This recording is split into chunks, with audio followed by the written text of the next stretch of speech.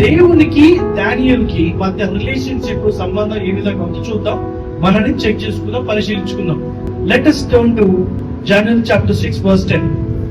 Now when Daniel knew that the writing was signed, he went home, and in his upper room with his windows open toward Jerusalem, he knelt down on his knees 3 times that day and prayed and gave thanks before his God, as was his custom since early days. అయితే డానియల్కి ఒక సమస్య వచ్చింది, ఇబ్బందికరమైన పరిస్థితి వచ్చింది. Okay, ఆ వచ్చినప్పుడు ఏం చేశాడు తెలుసా? బాధలు అవ్వలే, టెన్షన్ పడలే, తిట్టలే, స్ట్రైట్ గా వెళ్ళాడు, రూమ్ కి వెళ్ళాడు, నీళ్ళు చేశాడు. When he has an uncomfortable situation, he went into his room and just knelt down and prayed to God. He has a direct access to God. సమస్య వచ్చినప్పుడు, ఎంత ఇబ్బందికరమైన వచ్చినప్పుడు డైరెక్ట్ గా రూమ్ లోకి వెళ్ళిపోయి నీళ్ళో చేసేసి దేవుడితో మాట్లాడడం మొదలు పెట్టాడు, ప్రార్థన చేసి మొదలు పెట్టాడు. అలాంటి యాక్సెస్ ఉంది దానియేలుకి.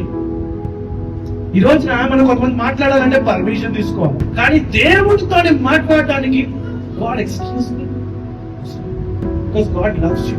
నువ్వు ఎప్పుడైతే పైకి లేచి నువ్వు దేవా అన్నావంటావు, గాడ్ ఇస్ తను ఏం పని చేస్తున్నా కూడా ఈ సర్వ సృష్టి నడిపించే యొక్క పని ఆయన చేతిలో ఉన్నా ఆ పనిని పక్కన పెట్టి నువ్వేం చెప్తావు వినడానికి రెడీగా ఉంటాడు.